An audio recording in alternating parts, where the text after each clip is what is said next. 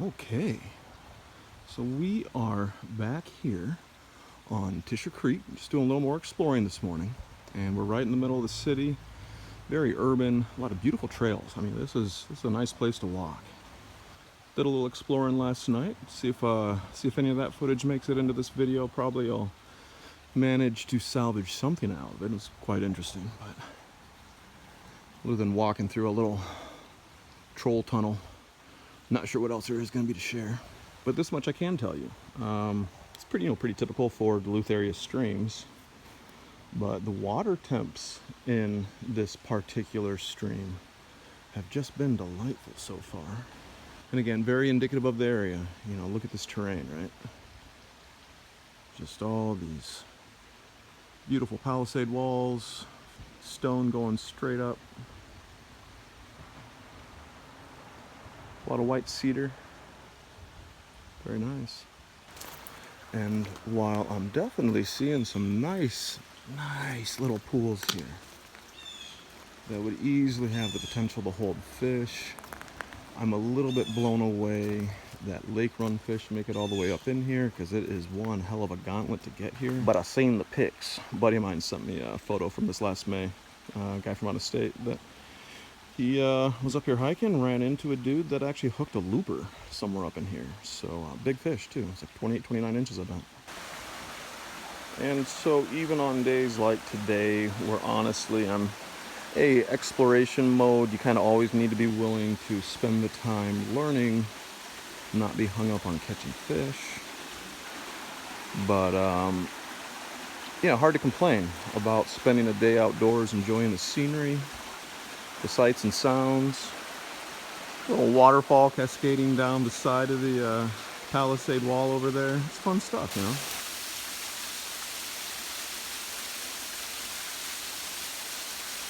How lovely is that? And bless these little streams for being in town and getting a lot of attention, because it gives the kids a chance to get down here and poke around, get familiar.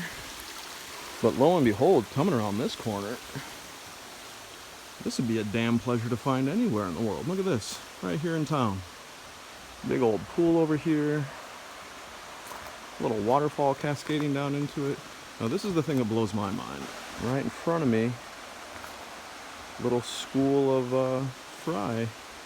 Those do not strike me as minnows. Those look like game fish fry to me. How exciting. This is probably a spawning hole.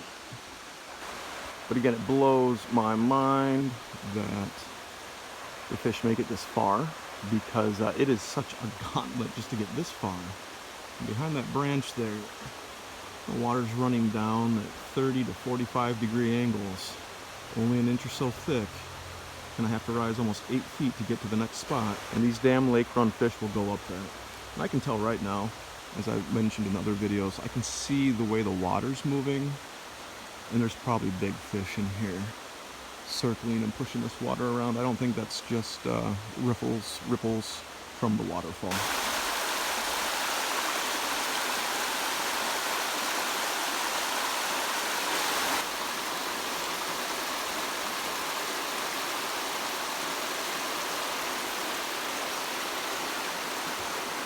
So what we're looking at here is a slightly different variation of basalt. Red basalt has a little bit different fracture. I think I'm right. Tell me if I'm wrong, someone. But I believe it's the higher iron content changes the fracture a little bit. You can see some regular old black basalt sticking out right there. But you know, this stuff is so darn hard that after having a mile's worth of ice on top and scraping everything else away, this stuff is very resistant to glaciation and about 1 billion years worth of history otherwise of erosion and etc. And the legacies left behind are these very dramatic landscapes that are so dense and thick around Duluth that we just have so many that you'll typically find yourself nearly completely isolated on these places that in any other city or state would just be shoulder to shoulder. Now I've run into people down here, because you will, but it's like one couple hiking and one guy doing the same thing as me and exploring for the first time. That might be the only people I see all day, you know. In the middle of the city, on Labor Day. If you can believe that.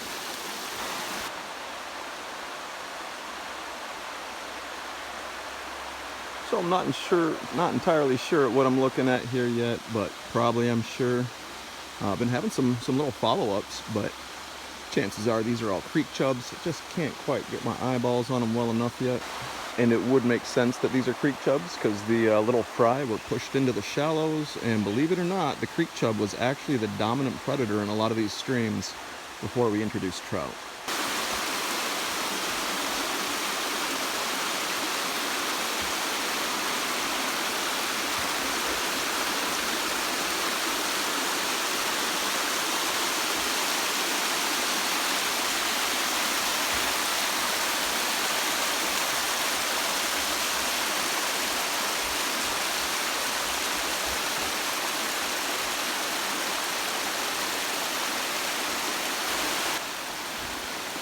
Just to keep pounding some of my points to a point of flattened, deadened redundancy, all I do is explore, right? I explore and explore and explore.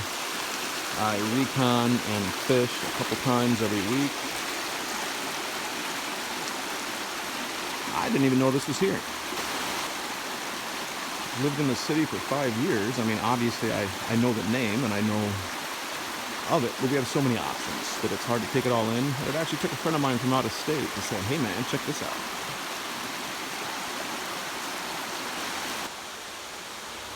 So to my good buddy Ed, consider this one checked, yo. Chiggity check. Good stuff.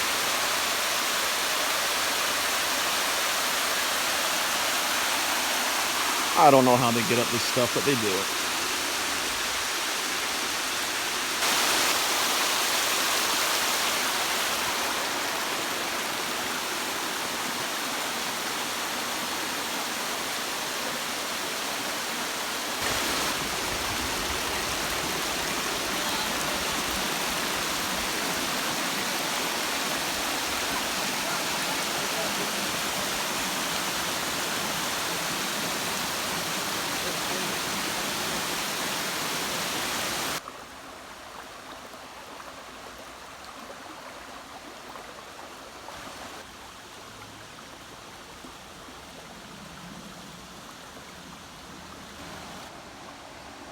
So again, we have to remember that we are in the context of urban fishing. So there's going to be a lot of visitors, a lot of youngsters, and a lot of locals down here testing their luck. But this is honestly, I think that for the structured depth and water temperatures, this would be close to a blue ribbon scenario anywhere but in the city, you know.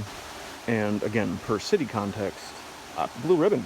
I mean, few urban places in the world could hope to see something like this, you know. It's amazing. And a little bit of what I love about it is we do get a lot of looks and a lot of species that either exactly are or are reminiscent of the remnant species resident within the Superior Highlands subsection, which is something I'm going to really focus on at some point when I venture away from my fishing topics. But whether or not these are native, I have witnessed a long list of our local northern Superior Highlands subsection. I looked up and there's someone videotaping me, and it's my girlfriend sneaking up on me, videotaping me. I don't know what you call that. Anyhow, continuing to observe a lot of those special little details and qualities that make the Northland just so very special. I mean, the aesthetics just can't be faked, can't be beaten. Little mountain ash, some mountain maple back here, those are real good indicators. The thickness of the white cedar, Fuchsia occidentalis. It's real nice. And I'm gonna be honest with you, some days I can just about be the dumbest box of rocks you ever met. I actually just had a fantastic tug right here. Very confident that it was a brown trout. Did the old one and done, ain't gonna see it again. And if I'd have just been a little more patient, my girlfriend's walking down and could have actually got it on camera for y'all. Sorry about that. Yeah, the other reason that I'm out here today, happy to just be casting, even if there's no catching, is I'm always product testing. Today we're testing the 1/32 ounce Superfly spinner. It's a product that I don't know of anywhere else on the market. I feel like maybe Rooster Tails have made a similar product, but it's not an inline through blade spinner. And that's the only brand I can think of that might have a 1/32 ounce product. If I'm wrong, correct me in the comments. I don't think Panther Martin does. And while it is something I've mentioned elsewhere, I'm not sure if those are going to make the cut when it comes time to editing, so I want to say it again that there is such a very narrow tolerance for these lures to work correctly. That's part of why I'm constantly product testing. And when I'm not casting upstream, this lure will at times have a tendency to potentially malfunction a little bit, which I'm not happy about. But again, we need to put things in the right context. These are designed to be cast upstream. And when I do cast upstream, they perform just beautifully. I'm hoping that I can get a little video of it spinning in the water for you. The Cadence River, which we will definitely visit, hopefully soon. Boy, I pray to get up there this year.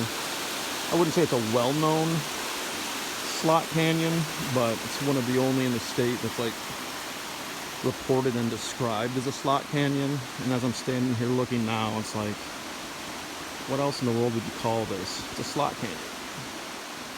Fun.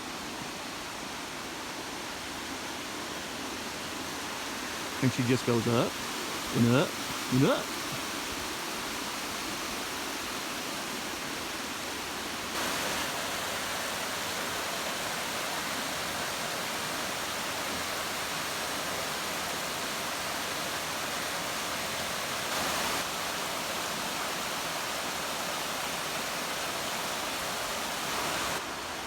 This is one of those indicator species I'm talking about, and my brain is just full of too much other stuff at the moment, and I can't think of what it is. No, it's not elderberry.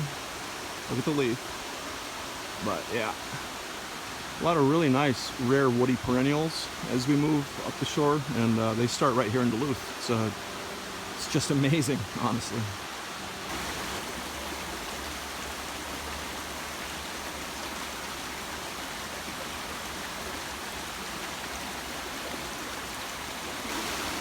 You want to get crazy with the cheese whiz, YouTube? Right now, we're gonna get crazy with the cheese whiz. Mostly that means I'm gonna try not to die.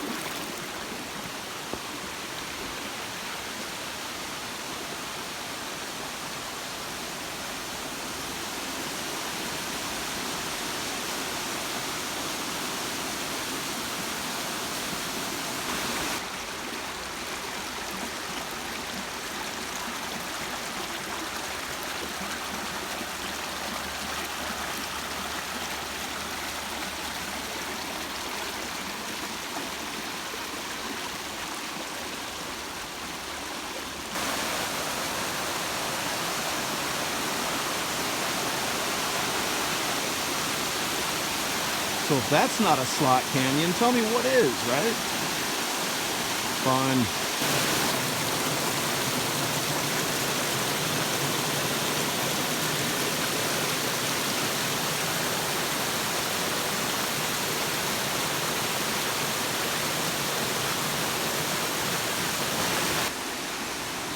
Like I said, getting crazy with a cheese whiz. Attempting to maintain my current life expectancy. God, you gotta live a little. Sometimes living a little means, you know, calculated risks at least. Calculated.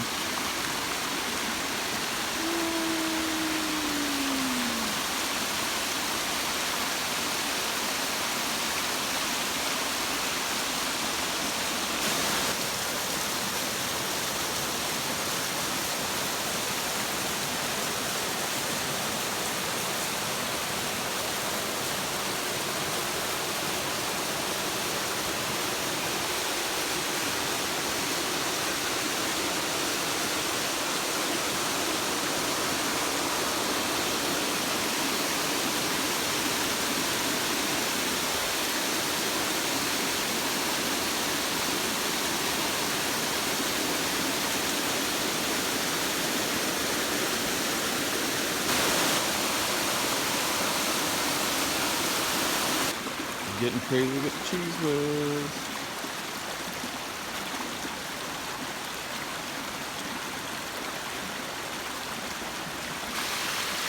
I've got plenty of footage here. Just wanted to say it out loud in case someone hadn't already figured it out or heard me the last times I said it. If you don't fall in love with a place like Duluth, Minnesota, I'm not really sure we could have ever been friends anyway. So. But really though. And not only ferns, but the lichens and liverworts are some real good indicators of the ecotype that we're talking about up here. And they're pretty. Not to keep casting. That's a terrible one. You don't want. But I mean, come on, you understand the horizontal part. That's the way every video shot.